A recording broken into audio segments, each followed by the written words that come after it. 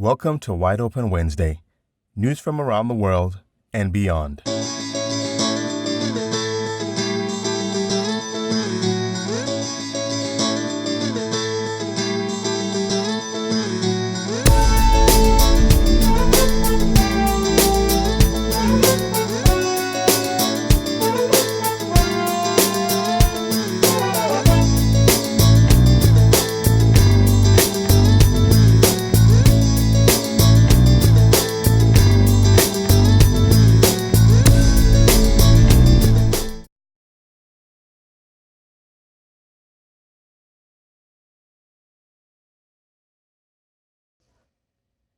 "13 people shot at Chicago house party."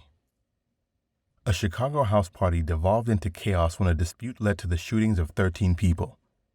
It is currently unclear as to whether the victims were targeted or just randomly shot. 4 of the victims are hospitalized in critical condition. The other victims are in stable condition. One of the victims is a 16-year-old. At approximately 12:30 a.m. this past Sunday in the 5700 block of South May Street, chaos broke out. This incident stemmed from a dispute within that party, which was given in the memory of a subject that was slain in April. As people fled the party, more shots were fired outside, some of which was caught on police surveillance. As stated, the gathering was to honor the birthday of gunshot victim Lionel Irvin, a 22-year-old man who was killed in April during a carjacking attempt. He was shot dead when he was trying to carjack a 41-year-old man, but got shot in the process on April 26th.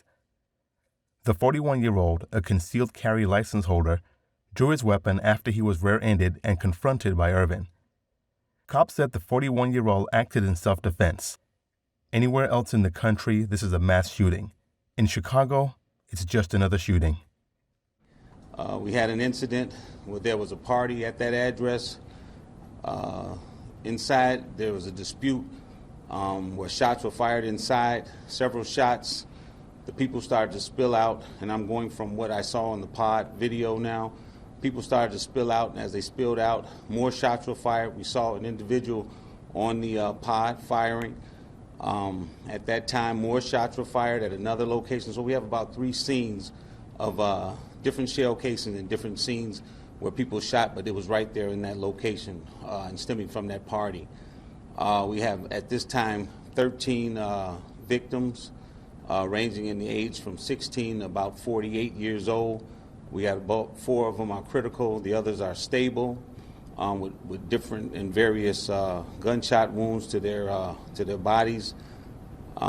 This is an isolated incident. This incident stemmed from a dispute within that party. And this party was given in the memorial of a subject that was slain in April. We're still developing details as far as that goes.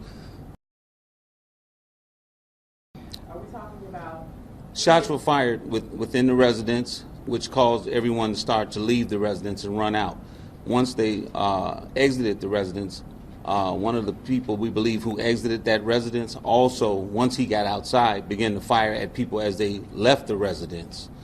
And then a vehicle was driving down the street. One of the people also who left the residence fired upon this vehicle. So we had 3 different scenes, all within a close proximity, but where shell cases were found in 3 different locations. And looking at the pod video, you can see pretty clearly how 3 different incidents of someone firing a weapon in 3 different locations. Well, as we always say, too many weapons, too many disputes that are reconciled by weapons, as this was.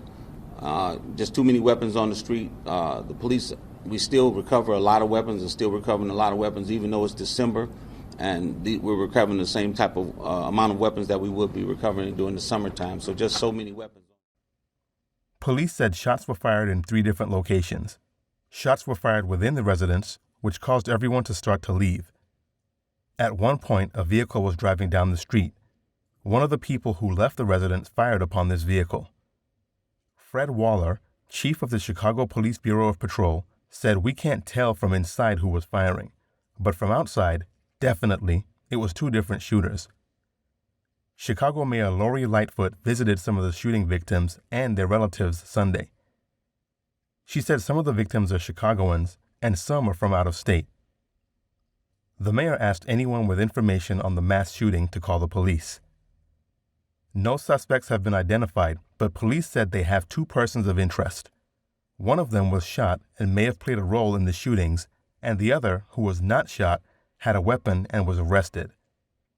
Marciano White, 37, appeared in court Monday afternoon where a judge ordered him held on $300,000 bond, of which 10% would have to be posted for his release. He was found with a gun in his bag at the scene of the mass shooting. He has been charged with unlawful use of a weapon by a felon. Take a look at these video clips. Body after body carried away on stretchers after a mass shooting left 13 people wounded in the city's Inglewood neighborhood. 767 Charlie, the whole house is going to be a crime scene. The whole house, there's blood everywhere. The gunfire erupted during a house party in the 5700 block of South May Street around 1 o'clock Sunday morning. People poured into the street to get away from the spray of bullets, then came outside to find more gunfire. Chicago police tell us video surveillance from a city police camera shows at least 2 people firing weapons outside of that house. Marciano White has now been charged in connection to the shooting. Police say the 37-year-old was arrested at the crime scene with a loaded gun just moments after 10 rounds were fired. Police say they found a gun in White's bag. A Colt .357 Magnum revolver loaded with 5 live rounds and 1 spent shell casing. But police have not identified White as the shooter. That he was at the house party with his girlfriend and he heard that someone had a gun. He said everybody was trying to get out and he hid in a closet while multiple shots were fired. White told police he found the weapon when he was running from the gunfire. He went on to say that he found a handgun on the stairs and he grabbed the handgun out of fear of the situation and the neighborhood. Family, we have to stop this. We're always quick to hold other ethnicities accountable for calling us names like animals, a-holes, or barbarians, but we don't hold ourselves accountable for the role we play in the image others see us in. When white people or white officers attack and kill us, we want justice. But when we destroy ourselves within our own communities, we do not show the same level of disgust. We have to stop hurting each other, plotting against each other, and robbing each other. If we do not stop the self-destruction, we will have nothing left to rebuild. This is Wide Open Wednesday, news from around the world and beyond. Don't forget to subscribe, like, and share. Click the notification bell so you will be notified when we upload new videos.